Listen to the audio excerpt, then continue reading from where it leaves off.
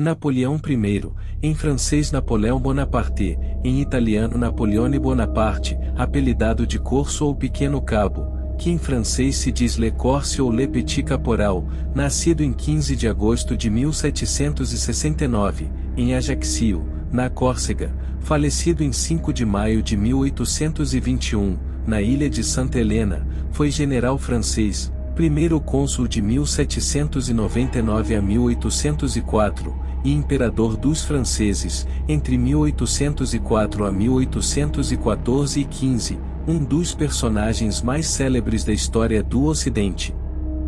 Ele revolucionou a organização e o treinamento militar, patrocinou o Código Napoleônico, que foi o protótipo dos códigos de direito civil posteriores, estabeleceu a educação reorganizada, e a duradoura concordata com o papado.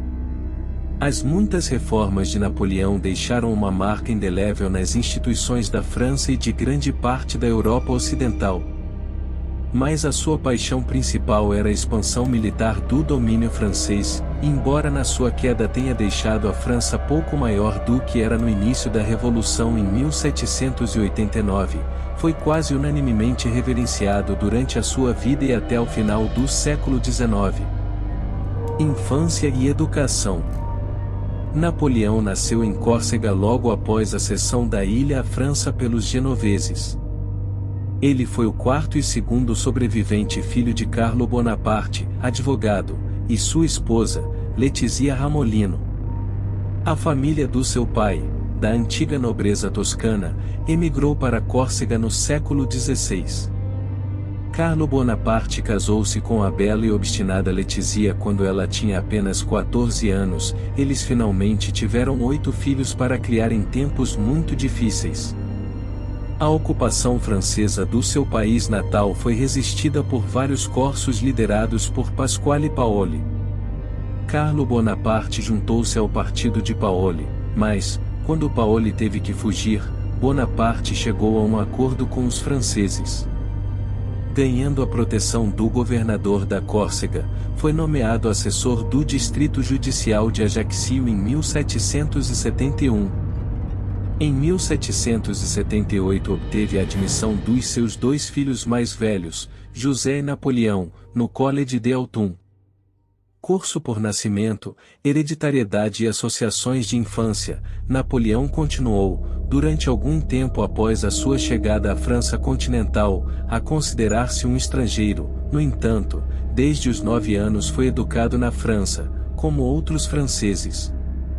Embora a tendência de ver em Napoleão uma reencarnação de algum condottiere italiano do século XIV seja uma ênfase exagerada num aspecto do seu caráter, ele não partilhava, de fato, nem das tradições nem dos preconceitos do seu novo país, permanecendo um corso em temperamento. Ele foi antes de tudo, tanto pela sua educação quanto pela sua leitura, um homem do século XVIII. Napoleão foi educado em 3 escolas, brevemente em Autun, durante 5 anos no Colégio Militar de Brienne e, finalmente, durante 1 ano na Academia Militar de Paris. Foi durante o ano de Napoleão em Paris que seu pai morreu de câncer no estômago em fevereiro de 1785, deixando sua família em circunstâncias difíceis. Napoleão, embora não fosse o filho mais velho, assumiu o cargo de chefe da família antes dos 16 anos. Em setembro formou-se na Academia Militar, ficando em 42º lugar numa turma de 58. Foi nomeado segundo tenente de artilharia do Regimento de La Fère, uma espécie de escola de formação para jovens oficiais de artilharia. Guarnecido em Valence, Napoleão continuou a sua educação, lendo muito, em particular obras sobre estratégia e tática. Também escreveu Lettres sur la Corse, cartas sobre a Córcega, nas quais revela o seu sentimento pela sua ilha natal. Ele voltou para Córcega em setembro de 1786 e só voltou ao seu regimento em junho de 1788. Nessa época, a agitação que culminaria na Revolução Francesa já havia começado. Leitor de Voltaire e de Rousseau, Napoleão acreditava que era imperativa uma mudança política, mas, como oficial de carreira, parece não ter visto qualquer necessidade de reformas sociais radicais. Napoleão foi baixo? Não. Le Petit Caporal não era pequeno, pelo menos não para os padrões do século XIX. A altura média estimada de um francês em 1820 era de 5 pés e 4 polegadas, cerca de 1,65 metros. No momento de sua morte em 1821, Napoleão media cerca de 1,68 metros, 5 pés e 7 polegadas, de altura, o que significa que ele tinha uma altura acima da média. O período revolucionário. Os anos jacobinos. Quando em 1789 durante a Assembleia Nacional, que se reuniu para estabelecer uma monarquia constitucional, permitiu que Paoli regressasse a Córcega, Napoleão pediu licença e em setembro juntou-se ao grupo de Paoli. Mas Paoli não tinha simpatia pelo jovem, cujo pai abandonara sua causa e a quem considerava estrangeiro. Decepcionado, Napoleão retornou à França e, em abril de 1791, foi nomeado primeiro-tenente do 4º Regimento de Artilharia, guarnecido em Valence. Ele imediatamente se juntou ao Clube Jacobino, uma sociedade de debates inicialmente favorável a uma monarquia constitucional, e logo se tornou seu presidente, fazendo discursos contra nobres, monges e bispos.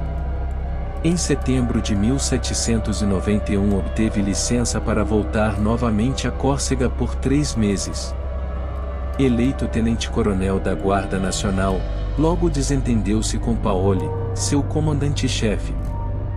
Quando não conseguiu regressar à França, foi listado como desertor em janeiro de 1792. Mas em abril a França declarou guerra à Áustria, e a sua ofensa foi perdoada. Aparentemente através de patrocínio, Napoleão foi promovido ao posto de capitão, mas não voltou ao seu regimento. Em vez disso, regressou a Córcega em outubro de 1792, onde Paoli exercia poderes ditatoriais e se preparava para separar a Córcega da França. Napoleão, porém, juntou-se aos jacobinos da Córcega, que se opunham à política de Paoli. Quando a Guerra Civil eclodiu na Córcega, em abril de 1793, Paoli condenou a família Bonaparte à execração e infâmia perpétuas. Após isto, todos fugiram para a França. Napoleão Bonaparte, como seria chamado posteriormente, embora a família só tenha abandonado a grafia Bonaparte depois de 1796, voltou ao seu regimento em Nice em junho de 1793. Em seu Le Souper de Belcaire, Ceia em Belcaire, escrito nesta época, ele defendeu vigorosamente uma ação unida de todos os republicanos reunidos em torno dos jacobinos, que estavam se tornando progressivamente mais radicais, e a Convenção Nacional, a Assembleia Revolucionária que no outono anterior aboliu a monarquia. No final de agosto de 1793, as tropas da Convenção Nacional tomaram Marsella, mas foram detidas antes, em Toulon, onde os monarquistas convocaram as forças britânicas. Com o comandante da artilharia da Convenção Nacional ferido, Bonaparte conseguiu o cargo através do comissário do exército, Antoine Salicetti, que era deputado da Córcega e amigo da família de Napoleão. Bonaparte foi promovido a major em setembro e a ajudante-geral em outubro. Ele recebeu um ferimento de baioneta em 16 de dezembro, mas no dia seguinte, com as tropas britânicas perseguidas por sua artilharia, evacuaram Toulon. Em 22 de dezembro, Bonaparte, de 24 anos, foi promovido a general de brigada em reconhecimento ao seu papel decisivo na captura da cidade. Augustin de Robespierre, comissário do exército, escreveu a seu irmão Maximilien, então virtual chefe do governo e uma das principais figuras do reinado do terror, elogiando o mérito transcendente do jovem oficial republicano. Em fevereiro de 1794, Bonaparte foi nomeado comandante da artilharia do exército francês da Itália. Robespierre caiu do poder em Paris, foi guilhotinado, em 27 de julho de 1794. Quando a notícia chegou a Nice, Bonaparte, considerado protegido de Robespierre, foi preso sob a acusação de conspiração e traição. Ele foi libertado em setembro, mas não foi restaurado ao seu comando. No mês de março seguinte, recusou uma oferta para comandar a artilharia do Exército do Ocidente, que lutava contra a Contra-Revolução na Vendéia. O cargo parecia não ter futuro para ele, e ele foi a Paris para se justificar.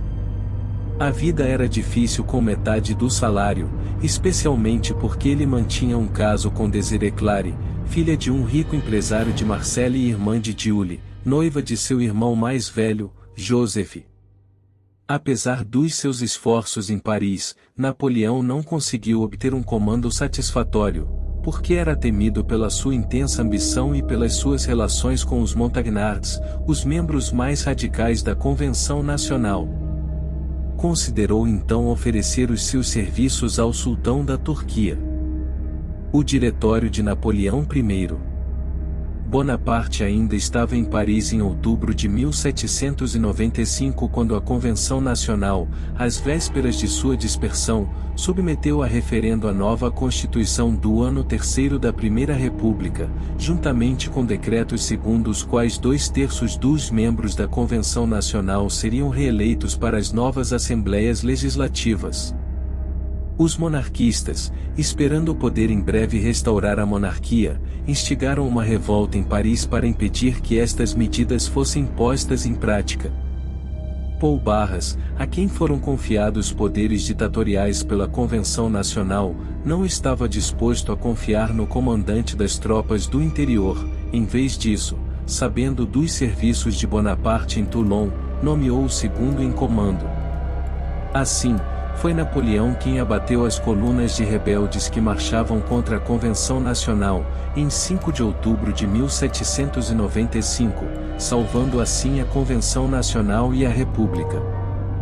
Bonaparte tornou-se comandante do Exército do Interior e, consequentemente, passou a ter conhecimento de todos os desenvolvimentos políticos na França. Tornou-se o respeitado conselheiro em assuntos militares do novo governo, o Diretório. Também nesta época conheceu uma atraente crioula, Joséphine Tacher de Lapagerie, viúva do general Alexandre de Beauharnais, guilhotinado durante o reinado do terror, mãe de 2 filhos e mulher de muitos casos amorosos. De todos os pontos de vista, uma nova vida se abria para Bonaparte. Tendo provado sua lealdade ao Diretório, foi nomeado comandante em chefe do Exército da Itália em março de 1796. Há várias semanas tentava obter esse cargo para poder conduzir pessoalmente parte do plano de campanha adotado pelo Diretório seguindo seu conselho. Casou-se com Joséphine em 9 de março e partiu para o exército 2 dias depois. Chegando ao seu quartel-general em Nice, Bonaparte descobriu que o seu exército, que no papel consistia em 43.000 homens, contava com apenas 30.000 homens mal alimentados, mal pagos e mal equipados.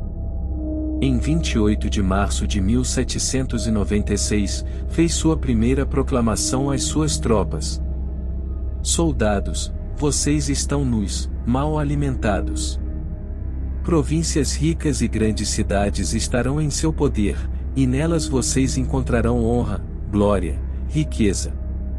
Soldados da Itália, vocês estarão carentes de coragem e firmeza?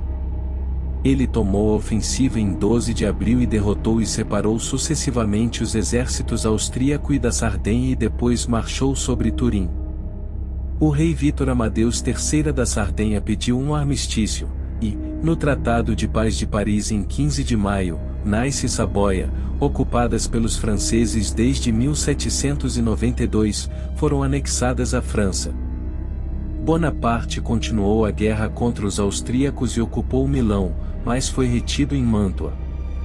Enquanto o seu exército sitiava esta grande fortaleza, ele assinou armistícios com o Duque de Parma, com o Duque de Módena e, finalmente, com o Papa Pio VI.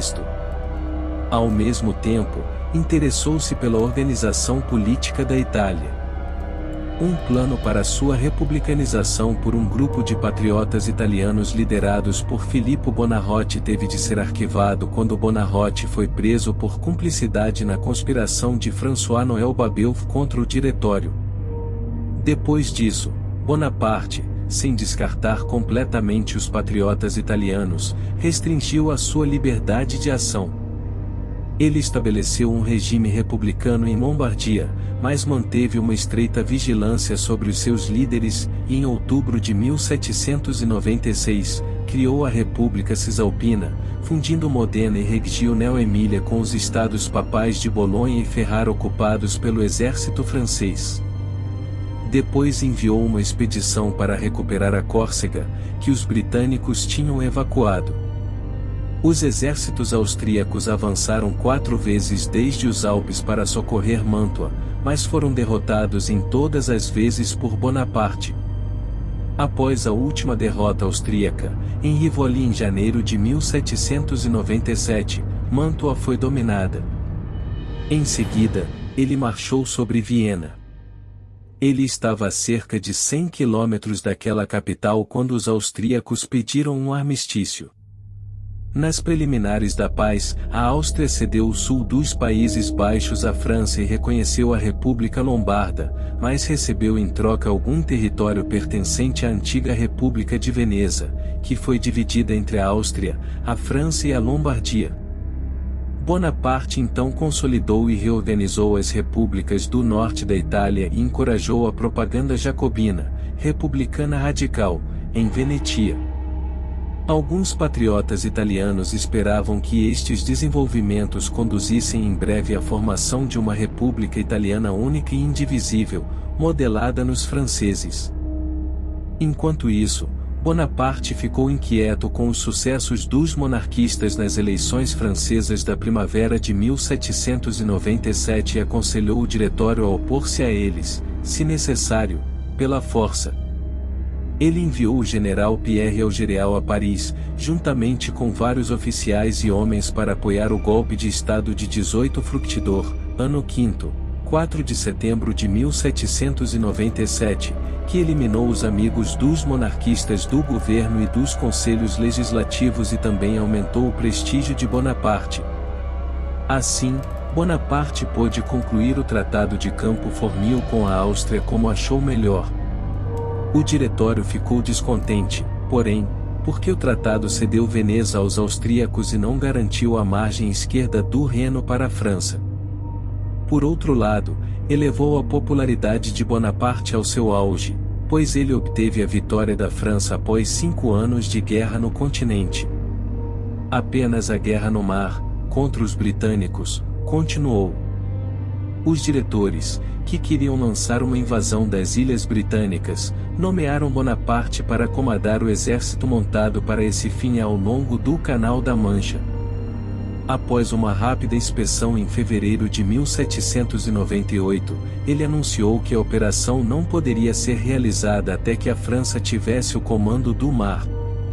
Em vez disso, sugeriu que a França atacasse as fontes da riqueza da Grã-Bretanha, ocupando o Egito e ameaçando a rota para a Índia. Esta proposta, apoiada por Charles Maurice de Talleyrand, o ministro das Relações Exteriores, foi aceita pelos diretores, que ficaram satisfeitos por se livrarem do seu ambicioso jovem general. A expedição, graças a algumas felizes coincidências, foi inicialmente um grande sucesso. No Malta, a grande fortaleza dos Hospitalários, foi ocupada em 10 de junho de 1798, Alexandria tomada de assalto em 1 de julho, e todo o delta do Nilo rapidamente invadido. Em 1º de agosto, entretanto, a esquadra francesa fundeada na Baía de Abquerre foi completamente destruída pelo almirante da frota de Horatio Nelson na Batalha do Nilo, para que Napoleão se visse confinado às terras que havia conquistado. Ele introduziu instituições políticas, administração e habilidades técnicas ocidentais no Egito, mas a Turquia, nominalmente suzerana do Egito, declarou guerra à França em setembro. Para evitar uma invasão turca do Egito e talvez também para tentar um retorno à França através da Anatólia, Bonaparte marchou para a Síria em fevereiro de 1799.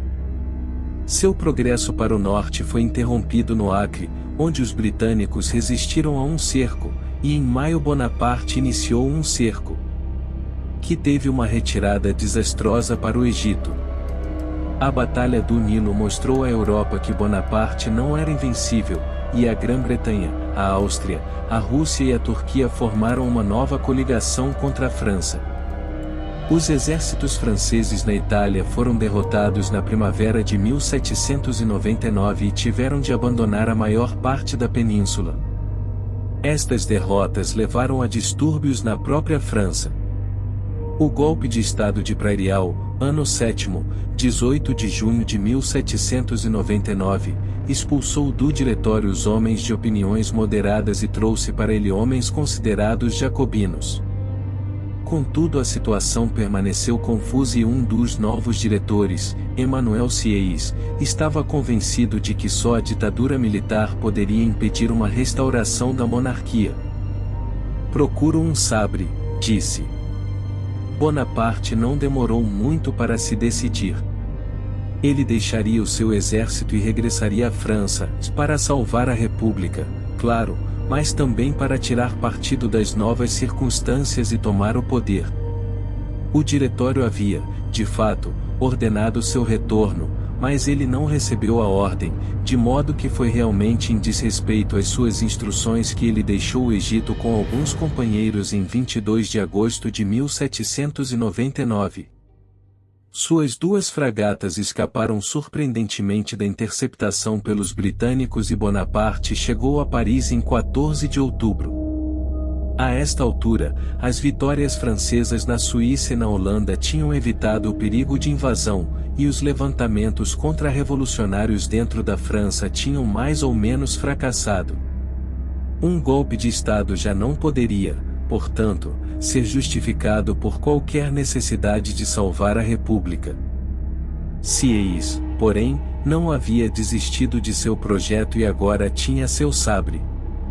A partir do final de outubro, ele e Bonaparte estavam unidos planejando o golpe, e em 19 de Brumário, ano 8º, 9 ou 10 de novembro de 1799, ele foi executado, os diretores foram forçados a renunciar, os membros dos conselhos legislativos foram dispersos e um novo governo, o consulado, foi criado. Os 3 cônsules eram Bonaparte e 2 dos diretores que renunciaram, Sieyès e Pierre Roger Ducos. Mas foi Bonaparte quem passou a ser o senhor da França. O consulado. Consolidação de poder.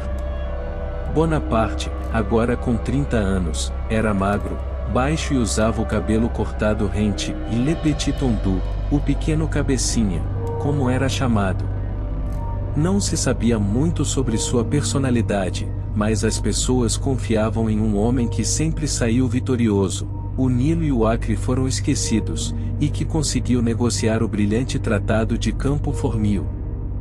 Esperava-se que ele trouxesse de volta a paz, acabasse com a desordem e consolidasse as conquistas políticas e sociais da Revolução. Ele era de fato excepcionalmente inteligente, pronto para tomar decisões e infatigavelmente trabalhador, mas também insaciavelmente ambicioso. Ele parecia ser o homem da Revolução porque foi devido à Revolução que ele subiu tão cedo ao lugar mais alto do Estado. Ele não deveria esquecer isso, mas, mais do que um homem da Revolução, foi um homem do século XVIII, o mais esclarecido dos déspotas esclarecidos, um verdadeiro filho de Voltaire. Não acreditava na soberania do povo, na vontade popular, nem no debate parlamentar. No entanto, ele depositou a sua confiança mais no raciocínio do que na razão e pode-se dizer que preferiu homens de talento, de matemáticos, juristas e estadistas, por exemplo, por mais cínicos ou mercenários que fossem, e aos técnicos no verdadeiro sentido da palavra. Ele acreditava que uma vontade esclarecida e firme poderia fazer qualquer coisa se tivesse o apoio das baionetas, ele desprezava e temia as massas, e, quanto à opinião pública, considerava que poderia moldá-la e dirigi-la como quisesse. Ele foi chamado de o mais civil dos generais, mas essencialmente nunca deixou de ser um soldado. Bonaparte impôs uma ditadura à França, mas o seu verdadeiro caráter foi inicialmente disfarçado pela Constituição do ano 8º, 4 Nivose, ano 8º, 25 de dezembro de 1799, elaborada por Sieyès. Esta Constituição não garantiu os direitos do homem nem fez qualquer menção à liberdade, igualdade e fraternidade, mas tranquilizou os partidários da Revolução ao proclamar a irrevogabilidade da venda da propriedade nacional e ao defender a legislação contra os emigrados. Deu imensos poderes ao primeiro cônsul, deixando apenas um papel nominal aos seus 2 colegas. O primeiro cônsul, nomeadamente Bonaparte, nomearia ministros, generais, funcionários públicos, magistrados e membros do Conselho de Estado e até teria uma influência esmagadora na escolha dos membros para as 3 assembleias legislativas, embora os seus membros deveriam teoricamente ser escolhidos pelo sufrágio universal. Submetida a plebiscito, a Constituição venceu por esmagadora maioria em fevereiro de 1800. Programa de reformas. O trabalho de reforma administrativa do consulado, empreendido por instigação de Bonaparte, seria mais duradouro do que a Constituição e, portanto, mais importante para a França.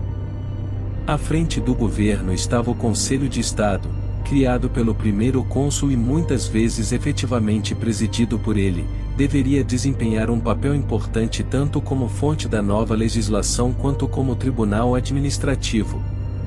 À frente da administração dos departamentos estavam os prefeitos, que deram continuidade à tradição dos intendentes do antigo regime, supervisionando a aplicação das leis e atuando como instrumentos de centralização. O sistema judicial foi profundamente alterado, embora desde o início da Revolução os juízes fossem eleitos, doravante seriam nomeados pelo governo, sendo a sua independência assegurada pela sua inamovibilidade do cargo. A organização policial foi bastante fortalecida. A administração financeira melhorou consideravelmente, em vez dos municípios, foi confiada a funcionários especiais a cobrança de impostos diretos, o franco foi estabilizado, e foi criado o Banque de France, detido em parte pelos acionistas e em parte pelo Estado. A educação foi transformada num importante serviço público, o ensino secundário passou a ser uma organização semi-militar e as faculdades universitárias foram restabelecidas. A educação primária, no entanto, ainda era negligenciada. Bonaparte partilhava a crença de Voltaire de que o povo precisava de uma religião. Pessoalmente, era indiferente à religião. No Egito dissera que queria tornar-se muçulmano. No entanto, ele considerava que a paz religiosa tinha de ser restaurada na França. Já em 1796, quando concluiu o armistício na Itália com o Papa Pio VI, ele tentou persuadir o Papa a retratar-se das suas petições contra os padres franceses que aceitaram a Constituição Civil do Clero, que na prática nacionalizou a Igreja.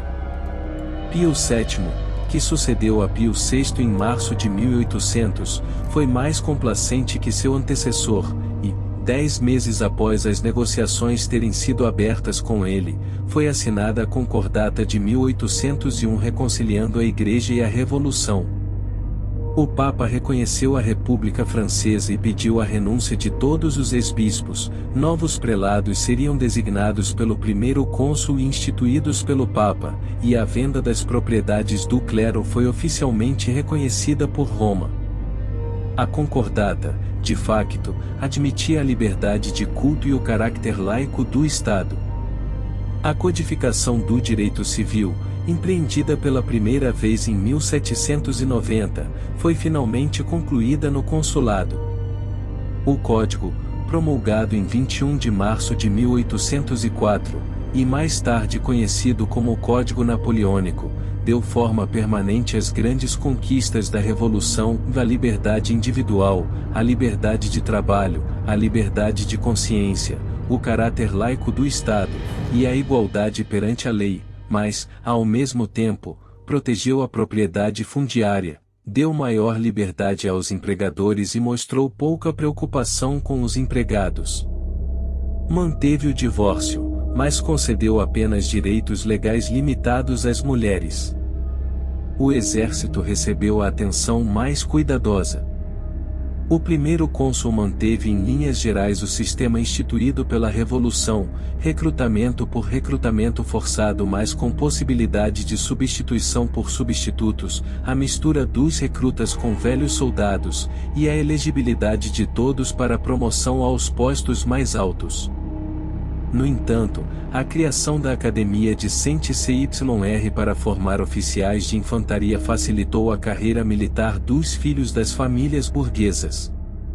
Além disso, a École Polytechnique, fundada pela Convenção Nacional, foi militarizada para fornecer oficiais de artilharia e engenheiros. Contudo, Bonaparte não estava preocupado em introduzir novas invenções técnicas no seu exército. Ele depositou a sua confiança nas pernas dos seus soldados, a sua ideia estratégica básica era um exército em movimento rápido. Campanhas militares e paz inquieta. O primeiro cônsul passou o inverno e a primavera de 1799 a 1800 reorganizando o exército e preparando-se para um ataque apenas à Áustria, tendo a Rússia se retirado da coalizão anti-francesa. Com a sua habitual avaliação rápida da situação, ele viu a importância estratégica da Confederação Suíça, da qual estaria livre para flanquear os exércitos austríacos, quer na Alemanha, quer na Itália, como achasse adequado. Seus sucessos anteriores o fizeram escolher a Itália. Levando seu exército através do Passo do Grande São Bernardo antes que a neve derretesse, ele apareceu inesperadamente atrás do exército austríaco que sitiava Gênova. A Batalha de Marengo, em junho, deu aos franceses o comando do Vale do Po até o Adige, e em dezembro outro exército francês derrotou os austríacos na Alemanha.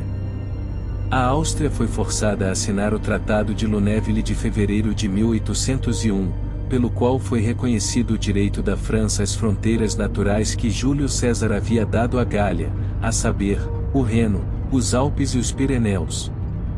Somente a Grã-Bretanha permaneceu em guerra com a França, mas logo se cansou da luta. As preliminares de paz, concluídas em Londres em outubro de 1801, puseram fim às hostilidades e o Tratado de Paz foi assinado em Amiens em 27 de março de 1802. A paz geral foi restabelecida na Europa. O prestígio do primeiro cônsul aumentou ainda mais e os seus amigos, por sugestão dele, propuseram que lhe fosse oferecido um sinal de gratidão nacional. Em maio de 1802 foi decidido que o povo francês deveria votar em referendo sobre a seguinte questão: deve Napoleão Bonaparte ser cônsul vitalício? Em agosto, uma votação esmagadora concedeu-lhe a prorrogação do seu consulado, bem como o direito de designar o seu sucessor.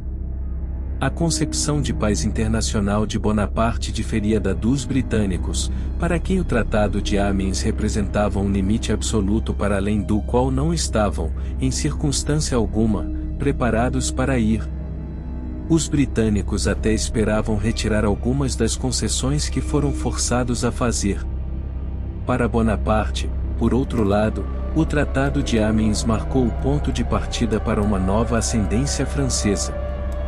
Em primeiro lugar, ele pretendia reservar metade da Europa como mercado para a França, sem reduzir os direitos aduaneiros, para a indignação dos comerciantes britânicos.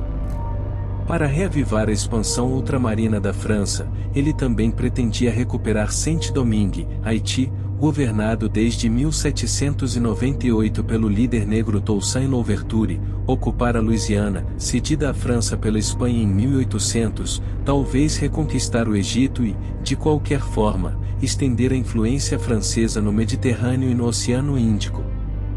Na Europa continental, ele avançou para além das fronteiras naturais da França, incorporando o Piemonte à França, impondo um governo mais centralizado à Confederação Suíça e, na Alemanha, compensando os príncipes despossuídos de território no Reno sob o Tratado de Lunéville com ações dos estados eclesiásticos secularizados.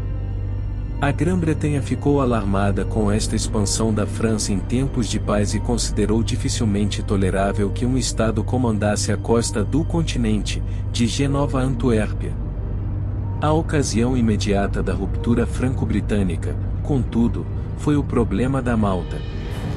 De acordo com o Tratado de Amiens, os britânicos, que tomaram a ilha após o colapso da ocupação francesa, deveriam tê-la devolvido aos hospitalários, mas os britânicos, sob o pretexto de que os franceses ainda não tinham evacuado certos portos napolitanos, recusaram-se a deixar a ilha.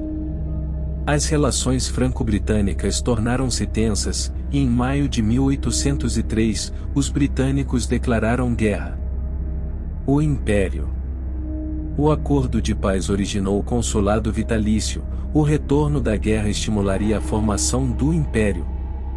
O governo britânico, que teria ficado satisfeito em ver Bonaparte deposto ou removido por assassinato, renovou os seus subsídios aos monarquistas franceses, que retomaram a sua agitação e conspiração.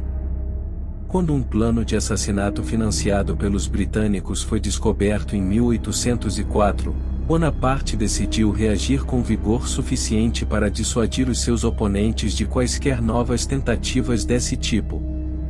A polícia acreditava que o verdadeiro chefe da conspiração era o jovem Duque de Enghien, descendente da Casa Real de Bourbon, que residia na Alemanha, a poucos quilômetros da fronteira. Assim, com o acordo de Taleira e o chefe de polícia Joseph Fouché, o duque foi sequestrado em solo neutro e levado para Vincennes, onde foi julgado e fuzilado em 21 de março.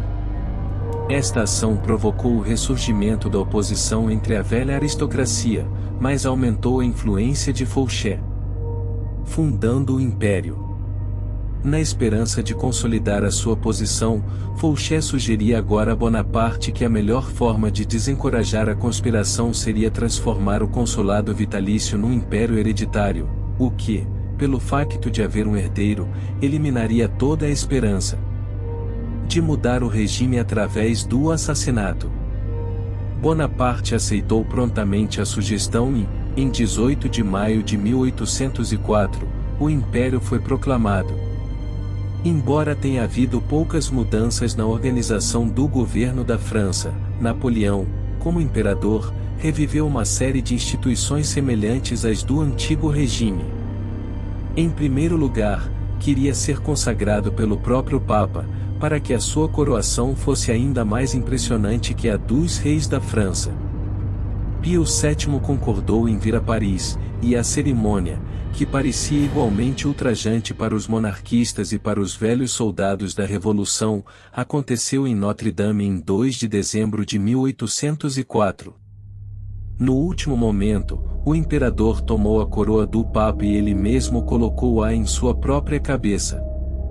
O regime imperial também instituiu os seus símbolos e títulos. Os títulos principescos foram trazidos de volta aos membros da família de Napoleão em 1804, e uma nobreza imperial foi criada em 1808. Como a oposição ainda estava viva, Napoleão intensificou a sua propaganda e impôs uma censura cada vez mais rigorosa à imprensa. Um regime ditatorial permitiu-lhe continuar as suas guerras durante anos sem se preocupar com a opinião pública francesa. Tendo sido presidente da República Italiana, como a República Cisalpina foi renomeada, desde janeiro de 1802, Napoleão em março de 1805 foi proclamado rei da Itália e coroado em Milão em maio. Guerra com a Grã-Bretanha. De 1803 a 1805, Napoleão teve apenas os britânicos para lutar, e novamente a França só poderia esperar a vitória desembarcando um exército nas Ilhas Britânicas, enquanto os britânicos só poderiam derrotar Napoleão formando uma coalizão continental contra ele. Napoleão começou novamente a preparar uma invasão, desta vez com maior convicção e em maior escala. Ele reuniu quase 2.000 navios entre Brest e Antuérpia e concentrou seu grande exército no campo de Boulogne, 1803. Mesmo assim, o problema era o mesmo de 1798, e para atravessar o Canal da Mancha, os franceses tinham de ter o controle do mar. Ainda muito inferior à marinha britânica, a frota francesa precisava da ajuda dos espanhóis, e mesmo assim, as duas frotas juntas não podiam esperar derrotar mais do que uma das esquadras britânicas. A Espanha foi induzida a declarar guerra à Grã-Bretanha em dezembro de 1804, e foi decidido que as esquadras francesa e espanhola concentradas nas Antilhas deveriam atrair uma esquadra britânica para estas águas e derrotá-la, tornando assim o equilíbrio aproximadamente igual entre a marinha franco-espanhola e os britânicos. Uma batalha na entrada do canal poderia então ser travada com alguma chance de sucesso. O plano falhou. A esquadra francesa do Mediterrâneo, sob o comando do almirante Pierre de Villeneuve, encontrou-se sozinho no local de encontro designado nas Antilhas. Perseguido por Nelson e não ousando atacá-lo, voltou para a Europa e refugiou-se em Cádiz em julho de 1805, lá os britânicos o bloquearam. Acusado de covardia pelo furioso Napoleão, Villeneuve resolveu executar o bloqueio, com o apoio de uma esquadra espanhola, mas em 21 de outubro de 1805, ele foi atacado por Nelson ao largo do Cabo Trafalgar. Nelson foi morto na batalha, mas a frota franco-espanhola foi totalmente destruída. Os britânicos obtiveram uma vitória decisiva, que eliminou o perigo de invasão e lhes deu liberdade de movimento no mar.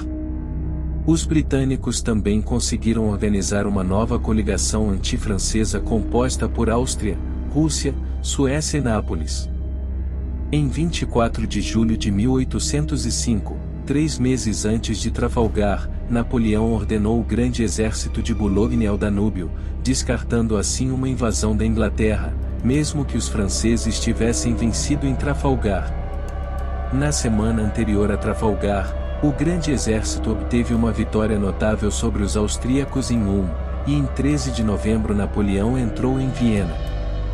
Em 2 de dezembro de 1805, em sua maior vitória, ele derrotou os exércitos combinados austríaco e russo na Batalha de Austerlitz. Pelo Tratado de Presburg, a Áustria renunciou a toda influência na Itália e cedeu Venetia e Dalmácia a Napoleão, bem como extenso território na Alemanha aos seus protegidos da Baviera, Württemberg e Baden. Os franceses então destronaram os Bourbons no Reino de Nápoles, que foi concedido ao irmão de Napoleão, José. Em julho de 1806, foi fundada a Confederação do Reno, e que em breve abrangeria toda a Alemanha Ocidental numa união sob proteção francesa. Em setembro de 1806, a Prússia entrou na guerra contra a França, e em 14 de outubro os exércitos prussianos foram derrotados em Jena e em Auerstadt. Os russos resistiram melhor em Eylau em fevereiro de 1807, mas foram derrotados em Friedland em junho. Em Varsóvia, Napoleão apaixonou-se pela condessa Marie Walewska, uma patriota polaca que esperava que Napoleão ressuscitasse o seu país. Napoleão teve um filho com ela. O imperador russo Alexandre I poderia ter continuado a luta, mas estava cansado da aliança com os britânicos. Ele conheceu Napoleão em Tilsit, no norte da Prússia perto da fronteira russa. Lá, em uma jangada ancorada no meio do rio Nemen, assinaram tratados que criaram o Grão-Ducado de Varsóvia das províncias polacas que separou-se da Prússia e, de facto, dividiu o controle da Europa entre os imperadores, Napoleão assumindo o oeste e Alexandre o leste. Alexandre até fez uma vaga promessa de um ataque terrestre contra as possessões britânicas na Índia. Bloqueio e a campanha peninsular. Como Napoleão não conseguia mais pensar em invadir a Inglaterra, tentou induzir a capitulação sufocando a economia britânica. Ao fechar toda a Europa às mercadorias britânicas, ele esperava provocar uma revolta dos desempregados britânicos que pudesse forçar o governo a pedir a paz. Ele proibiu todo o comércio com as ilhas britânicas, ordenou o confisco de todas as mercadorias provenientes das fábricas inglesas ou das colônias britânicas e condenou como prêmio justo não apenas todos os navios britânicos, mas também todos os navios que tivessem tocado as costas da Inglaterra ou das suas colônias. Para que o bloqueio tivesse sucesso, tinha de ser aplicado com rigor em toda a Europa.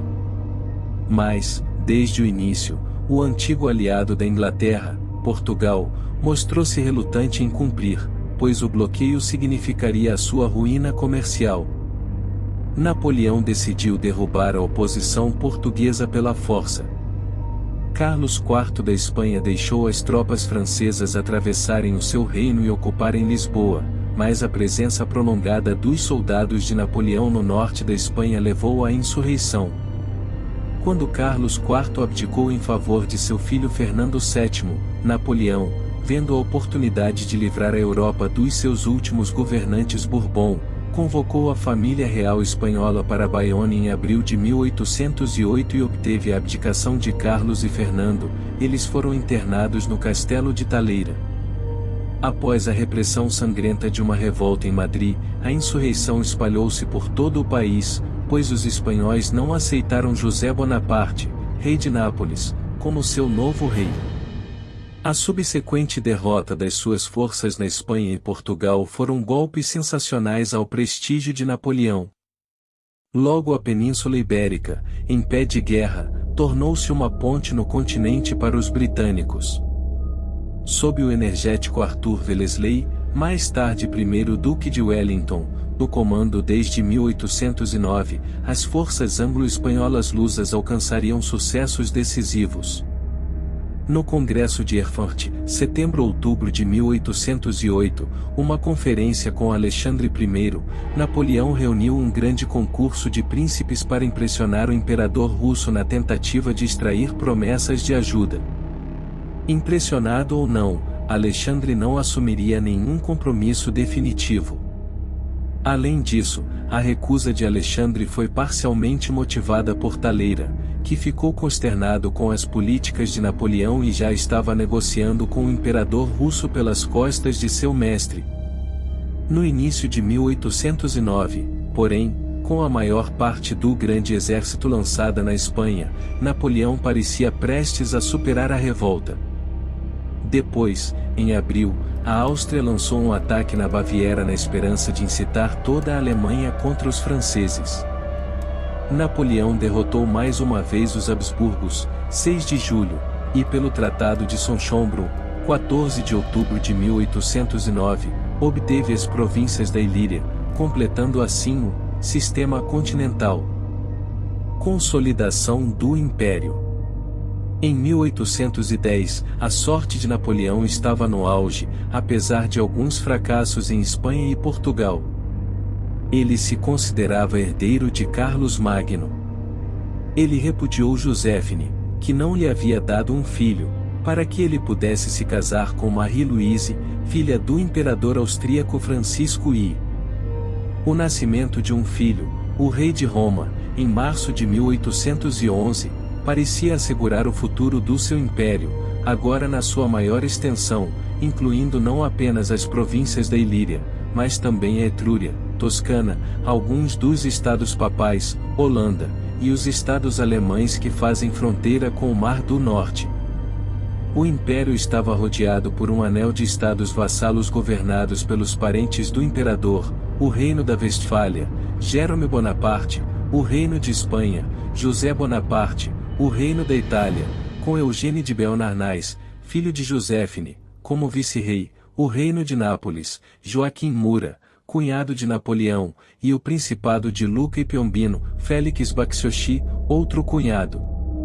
Outros territórios estavam intimamente ligados ao Império por tratados, a Confederação Suíça, da qual Napoleão foi o mediador, a Confederação do Reno e o Grão-Ducado de Varsóvia. Até a Áustria parecia ligada à França pelo casamento de Napoleão com Marie-Louise. O mapa político da Europa, que era tão complicado antes de 1796, foi agora bastante simplificado. No entanto, as fronteiras não coincidiam nem com características geográficas nem com nacionalidades. Independentemente do que tenha dito mais tarde, Napoleão, enquanto esteve no poder, não estava interessado em concretizar a unidade alemã ou italiana. No entanto, ao reduzir o número de estados, ao expandir as fronteiras, ao amalgamar as populações e ao propagar instituições como as que a Revolução e o nacionalismo criaram em França, ele preparou o terreno para a unificação alemã e italiana. O sentimento nacional na Europa, estimulado pelas ideias francesas e pelo contato com os franceses, deu origem, por sua vez, à primeira resistência contra a dominação francesa. A partir de 1809, os guerrilheiros espanhóis, apoiados pelas tropas britânicas, assediaram os franceses, e as Cortes Nacionais Espanholas, parlamento, convocadas em Cádiz pelos insurretos, promulgaram em 1812 uma constituição inspirada nas ideias da Revolução Francesa de 1789 por instituições britânicas. Desastre na Rússia e suas consequências.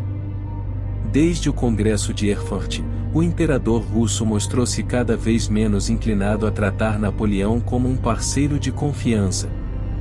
Na primavera de 1812, portanto, Napoleão concentrou as suas forças na Polônia para intimidar Alexandre.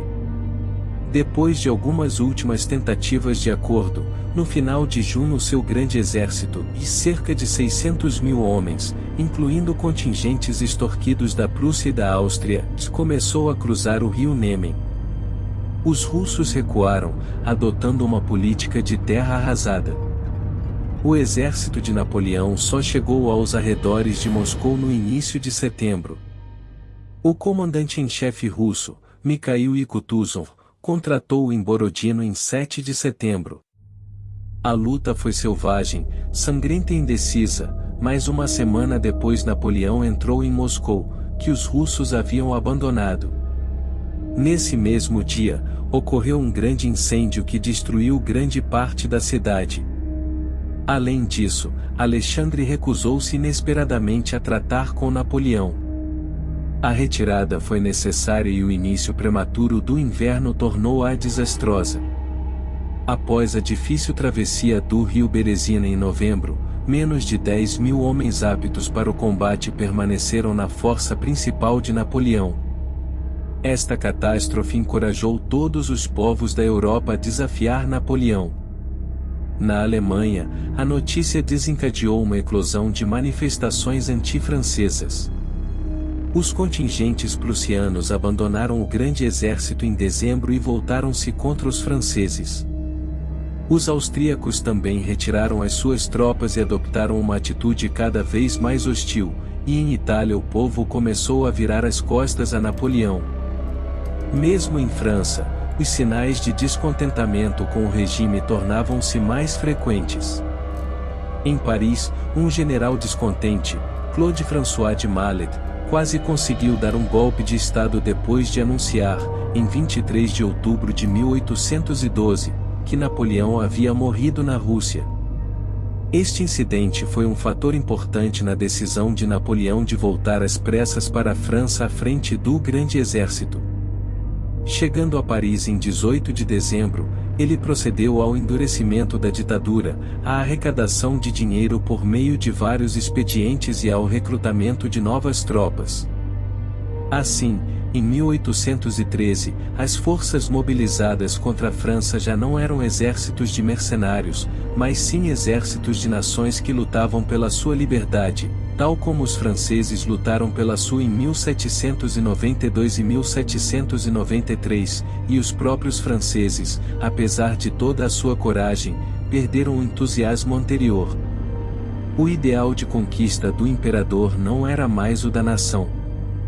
Em maio de 1813, Napoleão obteve alguns sucessos contra os russos e prussianos nas batalhas de Lutzen e Bautzen, mas o seu exército dizimado precisava de reforços. A mediação armada da Áustria induziu Napoleão a concordar com um armistício, durante o qual foi realizado um congresso em Praga.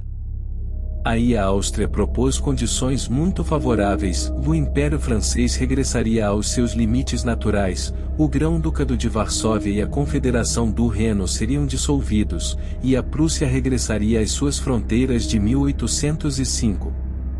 Napoleão cometeu o erro de hesitar demasiado tempo. O Congresso foi encerrado em 10 de agosto, antes que sua resposta chegasse e a Áustria declarasse guerra. Os franceses estavam ainda pior do que na primavera. Os aliados ganhavam novas tropas todos os dias, à medida que um contingente alemão após o outro deixava Napoleão para passar para o outro lado. O maior desastre desde que Napoleão chegou ao poder foi a Batalha de Leipzig, ou Batalha das Nações, 16 a 19 de outubro de 1813, na qual o grande exército foi despedaçado. Essa derrota degenerou rapidamente em colapso. Os exércitos franceses em Espanha, forçados a recuar, tinham sido derrotados em junho, e em outubro os britânicos atacavam as suas defesas a norte dos Pirineus. Na Itália, os austríacos tomaram a ofensiva, cruzaram o rio Adige e ocuparam a Romagna. Murat, agora abertamente traidor do imperador que o fizera rei de Nápoles, iniciou negociações com a corte vienense. Os holandeses e os belgas manifestaram-se contra Napoleão. Queda e abdicação de Napoleão I. Em janeiro de 1814, a França estava sendo atacada em todas as suas fronteiras. Os aliados anunciaram inteligentemente que não lutavam contra o povo francês, mas apenas contra Napoleão, uma vez que em novembro de 1813 este tinha rejeitado as condições oferecidas pelo ministro dos Negócios Estrangeiros austríaco Clemens, Fürst, príncipe, von Metternich, que teria preservado as fronteiras naturais da França. Os extraordinários feitos estratégicos alcançados pelo imperador durante os primeiros 3 meses de 1814 com o exército de jovens recrutas não foram suficientes, ele não conseguiu derrotar os aliados, com a sua esmagadora superioridade numérica, nem despertar a maioria do povo francês do seu torpor ressentido. A Assembleia Legislativa e o Senado, outrora tão dóceis, pediam agora a paz e as liberdades civis e políticas. Pelo Tratado de Chalmont de março de 1814, a Áustria, a Rússia, a Prússia e a Grã-Bretanha uniram-se durante 20 anos, comprometeram-se a não negociar separadamente e prometeram continuar a luta até que Napoleão fosse derrubado. Quando os exércitos aliados chegaram a Paris em 30 de março, Napoleão moveu-se para leste para atacar a retaguarda. As autoridades parisienses, não mais intimidadas pelo imperador, não perderam tempo em tratar com os aliados. Como presidente do governo provisório, Talleyrand proclamou a deposição do imperador e, sem consultar o povo francês, começou a negociar com Luís XVIII, irmão do executado Luís XVI. Napoleão só tinha chegado a Fontainebleau quando soube que Paris tinha capitulado. Convencido de que mais resistência seria inútil, ele finalmente abdicou em 6 de abril. Pelo Tratado de Fontainebleau, os aliados concederam-lhe a ilha de Elba como principado soberano, uma renda anual de 2 milhões de francos a serem fornecidos pela França e uma guarda de 400 voluntários. Ele também manteve o título de imperador. Depois de tentar, sem sucesso, envenenar-se, Napoleão despediu-se da sua velha guarda e, após uma viagem perigosa, durante a qual escapou por pouco de um assassinato, chegou a Elba em 4 de maio. Elba e os 100 dias. Quero de agora em diante viver como um juiz de paz, declarou Napoleão em sua pequena ilha. Mais dificilmente se poderia esperar que um homem com tanta energia e imaginação se resignasse à derrota aos 45 anos. Além disso, na França, a restauração Bourbon logo foi exposta a críticas. Embora em 1814 a maioria do povo francês estivesse cansada do imperador, não manifestara nenhum desejo pelo regresso dos Bourbons. Eles estavam fortemente apegados às conquistas essenciais da Revolução, e Luís XVIII voltou no trem de bagagem dos estrangeiros com os últimos emigrados sobreviventes que nada aprenderam e nada esqueceram e cuja influência parecia ameaçar a maior parte do país. As conquistas da Revolução. A apatia de abril de 1814 rapidamente deu lugar à desconfiança. Antigos ódios foram revividos, a resistência foi organizada e conspirações foram formadas. De Elba, Napoleão manteve uma vigilância estreita sobre o continente. Ele sabia que alguns dos diplomatas em Viena, onde um congresso decidiu o destino da Europa, consideravam Elba, entre a Córcega e a Itália, demasiado próxima da França e da Itália e queriam bani-lo para uma ilha distante no Atlântico. Também acusou a Áustria de impedir Marie-Louise e o seu filho de se juntarem a ele. Na verdade, ela tinha um amante e não tinha intenção de ir viver com o marido. Além disso, o governo francês recusou-se a pagar a mesada a Napoleão, de modo que ele corria o risco de ser reduzido à penúria. Todas estas considerações levaram Napoleão à ação. Decidido como sempre, regressou à França como um raio. Em 1º de março de 1815, desembarcou em Cannes com um destacamento de sua guarda. Ao cruzar os Alpes, os camponeses republicanos reuniram-se em torno dele e, perto de Grenoble, ele conquistou os soldados enviados para prendê-lo. No dia 20 de março ele estava em Paris. Napoleão foi trazido de volta ao poder como a personificação do espírito da Revolução, e não como o imperador que havia caído um ano antes.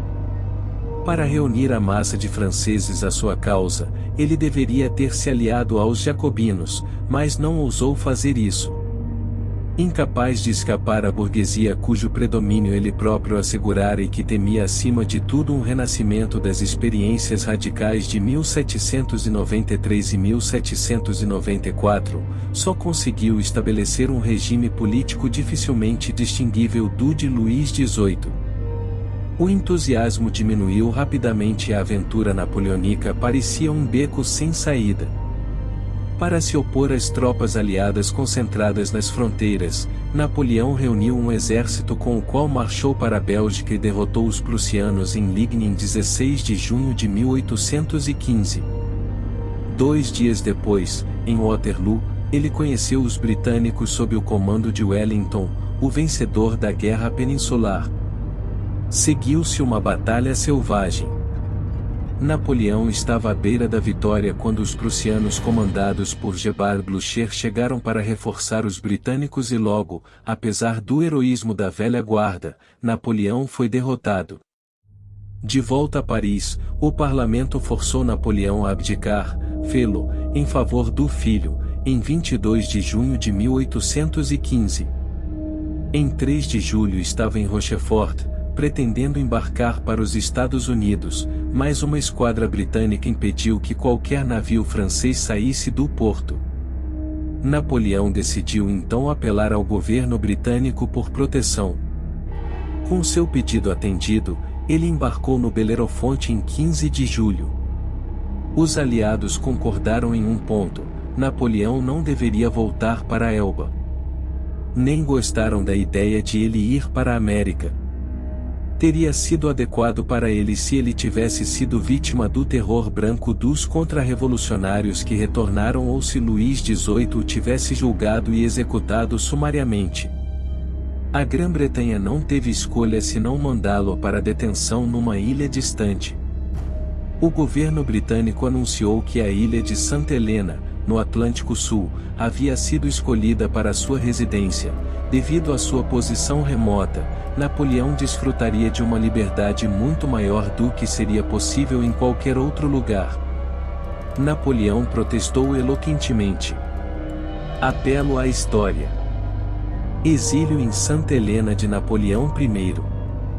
Em 15 de outubro de 1815, Napoleão desembarcou em Santa Helena com os seguidores que o acompanhavam voluntariamente ao exílio, o general Henri Gratien Bertrand, grão-marechal do palácio, e sua esposa, o conde Charles de Montholon, ajudante de campo, e sua esposa, general Gaspar da Gourgaud, Emmanuel Las Cases, o ex-camareiro, e vários servos.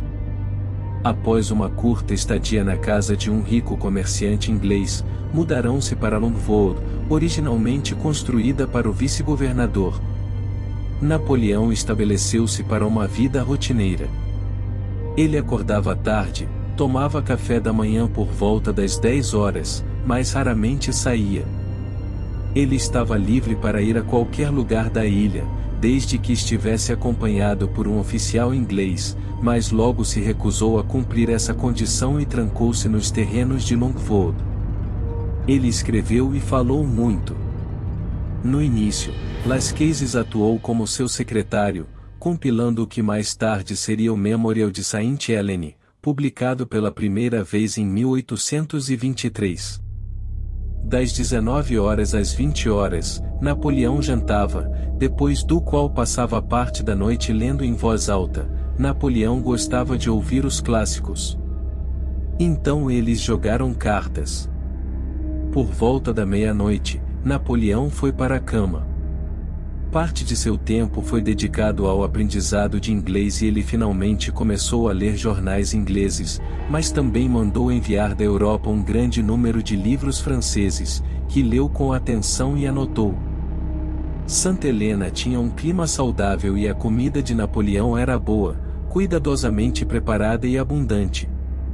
A sua inatividade contribuiu, sem dúvida, para a deterioração da sua saúde.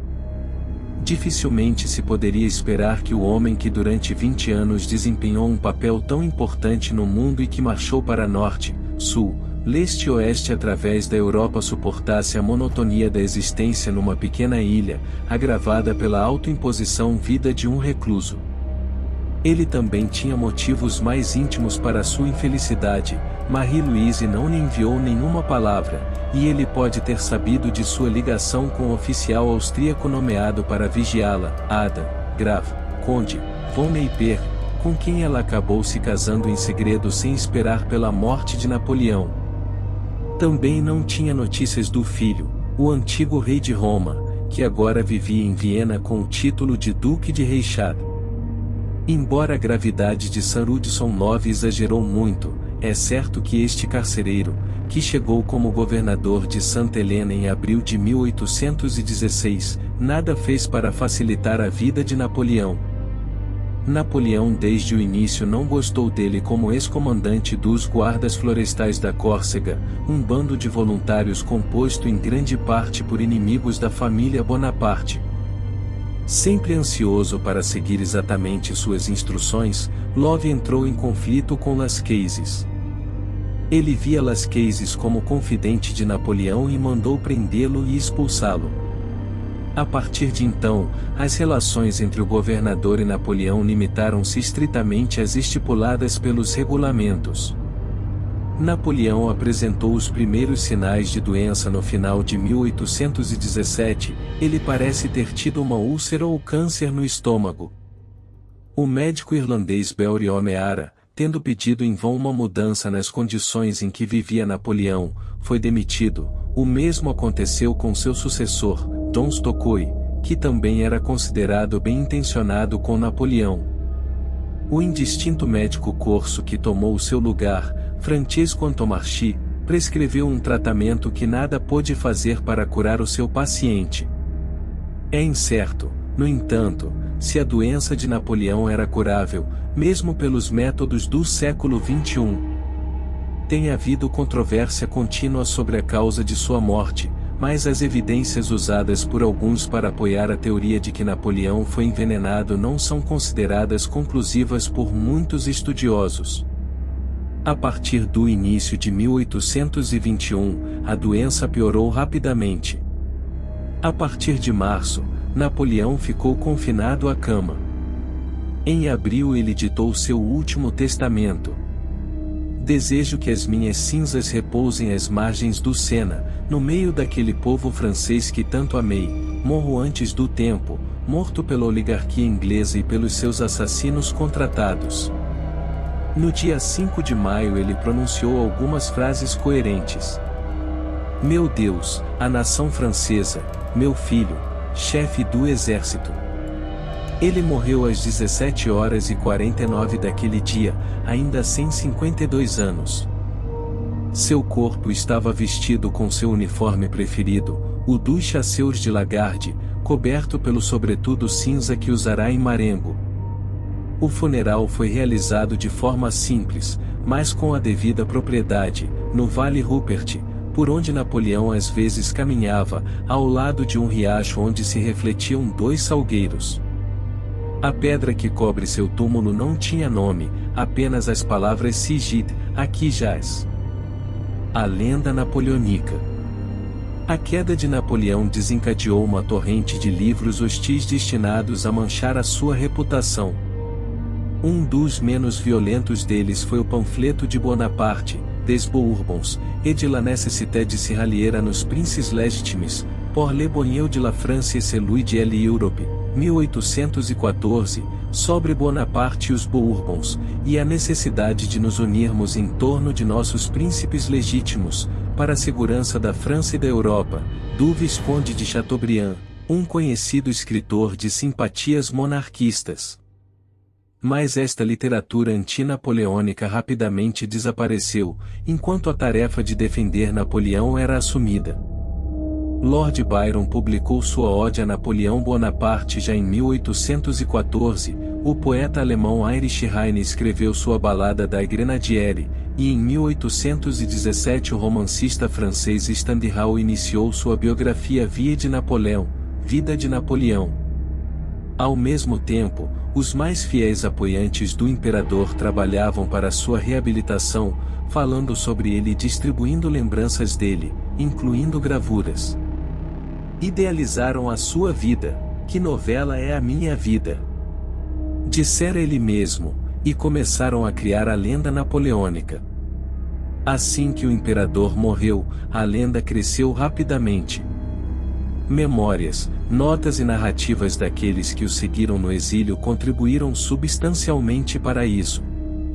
Em 1822, O'Meara, em Londres, teve seu Napoleão no exílio, ou Uma Voz de Santa Helena publicada, em 1823, a publicação das Mémoires pour servir à l'histoire de France sous Napoléon, écrits à Sainte-Hélène sous sa dictée, Memórias da História da França durante o reinado de Napoleão, ditadas pelo imperador em Santa Helena, por Montolon e Gourgaud, começou, Las Cases, no seu famoso memorial, apresentou o imperador como um republicano oposto à guerra que só tinha lutado quando a Europa o forçou a lutar em defesa da liberdade, e em 1825 Antomarchi publicou seus Derniers Momentos de Napoléon, os últimos dias do imperador Napoleão.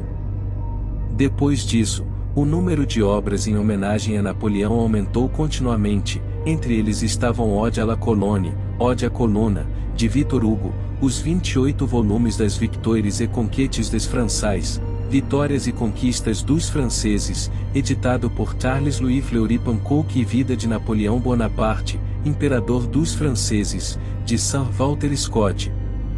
Nem a ação policial nem os processos judiciais puderam impedir que livros, imagens e objetos evocando a saga imperial se multiplicassem em França. Após a Revolução de Julho de 1830, que criou a monarquia burguesa, sob Louis Philippe, milhares de bandeiras tricolores apareceram nas janelas, e o governo teve não apenas de tolerar o crescimento da lenda, mas até de promovê-la. Em 1833, a estátua de Napoleão foi colocada de volta no topo da coluna na Place Vendôme, em Paris, e em 1840, o filho do rei, François, príncipe de Joinville, foi enviado num navio de guerra para buscar os restos mortais do imperador de Santa Helena para as margens do Sena, de acordo com os seus últimos desejos.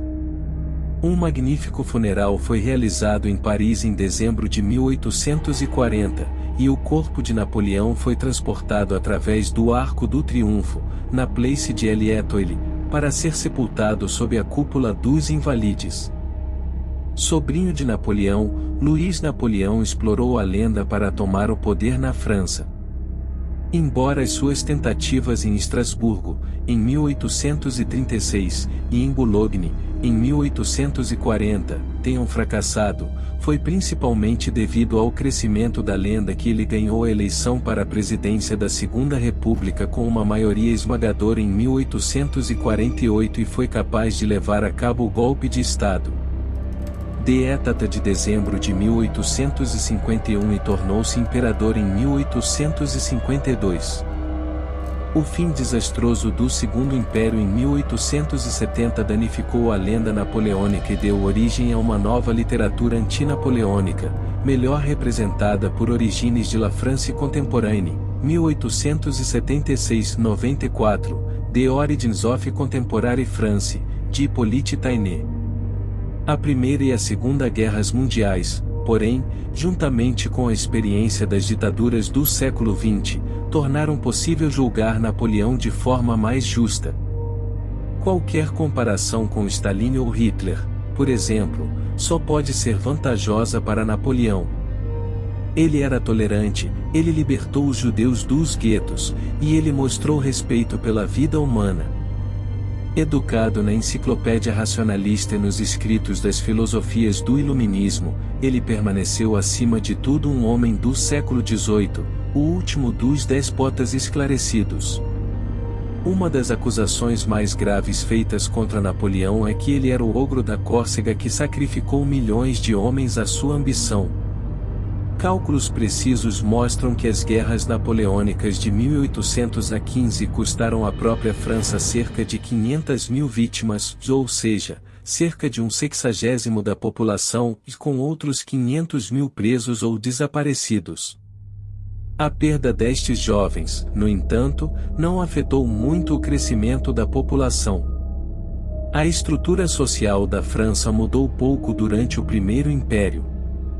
Permaneceu aproximadamente como a Revolução o transformará, uma grande massa de camponeses que compreendia 3/4 da população e cerca de metade deles trabalhadores proprietários das suas explorações agrícolas ou meeiros e a outra metade com muito pouca terra para sua própria subsistência e alugando-se para fora. Como trabalhadores. A indústria, estimulada pela guerra e pelo bloqueio aos produtos ingleses, fez progressos notáveis no norte e no leste da França, de onde as exportações podiam ser enviadas para a Europa Central, mas diminuiu no sul e no oeste devido ao fechamento do Mediterrâneo e do Atlântico. As grandes migrações das áreas rurais para a indústria nas cidades começaram apenas depois de 1815. A nobreza provavelmente teria declinado mais rapidamente se Napoleão não a tivesse restaurado, mas nunca poderia recuperar os seus antigos privilégios. Acima de tudo, Napoleão deixou instituições duráveis, as massas de granito, sobre as quais a França moderna foi construída, o sistema administrativo dos prefeitos, o Código Napoleônico, o sistema judicial, o Banque de France e a organização financeira do país, a universidade centralizada, e as academias militares. Napoleão mudou a história da França e do mundo.